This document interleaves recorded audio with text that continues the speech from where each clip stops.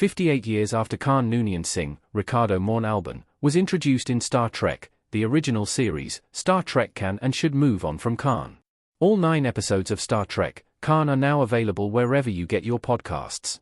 Star Trek's first dramatic narrative podcast, Star Trek, Khan reveals what happened to Khan during his exile on Ceti Alpha V.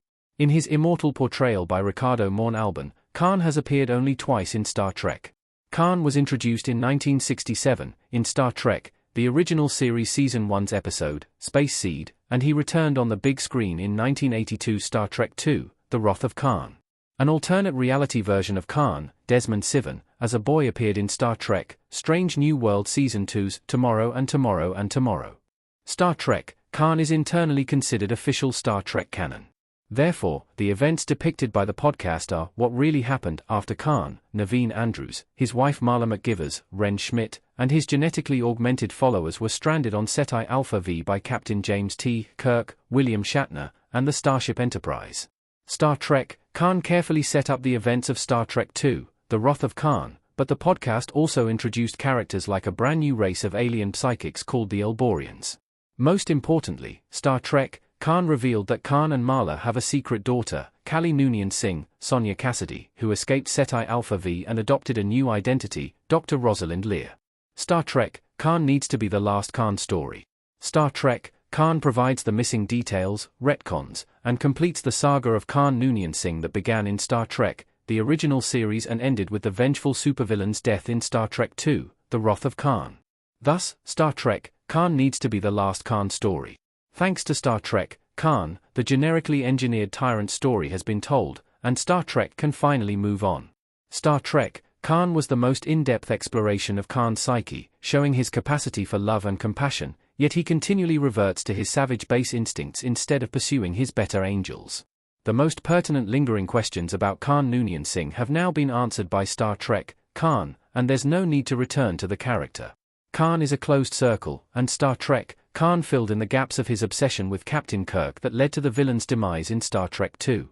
It would be a mistake to attempt more Khan stories, like a prequel of Khan ruling and fleeing Earth during the eugenics wars. Khan was a glorious villain who received his long-missing middle act in Star Trek, Khan. Now, Khan's story is told. Star Trek can leave him behind, at last, and look to the future. Why Star Trek is still fixated on Khan almost 60 years later.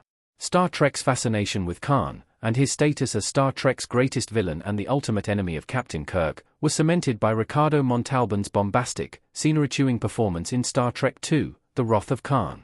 Before Khan's movie comeback, he was a memorable villain, but one among many. In Star Trek, the original series, Star Trek II elevated Khan to iconic and legendary status. Undeniably, Ricardo Montalban imbuing Khan with larger-than-life menace permanently changed Star Trek, especially regarding expectations for villains in Star Trek movies. For better or worse, Khan became the prototype, and most Star Trek movies after Star Trek II were conceived with a villain in Khan's mold. Star Trek movies have shamelessly tried to replicate Star Trek II, The Wrath of Khan's success. Star Trek, Nemesis was a blatant rehash of The Wrath of Khan's core beats. Star Trek Into Darkness was a literal remake of The Wrath of Khan in the alternate Kelvin timeline. Fans rejected both films, and now, Star Trek, Khan went back to the original incarnation without Ricardo Montalban. Star Trek only sometimes explores Khan's legacy. Although it's time for Star Trek to finally move past Khan, his legacy will always be part of Star Trek movies and TV. TV series like Star Trek, Picard Season 3 created villains like Vadic, Amanda Plummer, who has a motivation for vengeance and a penchant for scenery chewing, like Khan. Khan's legacy is also perpetuated each time Star Trek tackles the thorny issue of genetic engineering in the United Federation of Planets.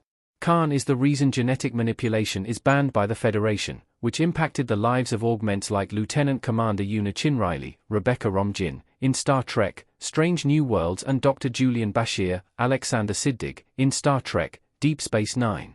Star Trek, Strange New Worlds introduced Lieutenant Lauren Noonien Singh, Christina Chong, a descendant of Khan who lives with the torment of being related to one of the most infamous men who ever lived, despite Lauren lacking Khan's physical traits from her augmented DNA.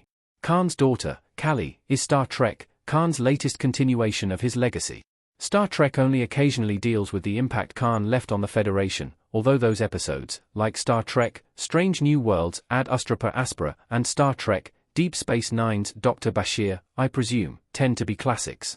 Still, Star Trek mostly evades the thorny issue of how the Federation deals with augments, unless it's to reaffirm Star Trek series' regular characters as good augments.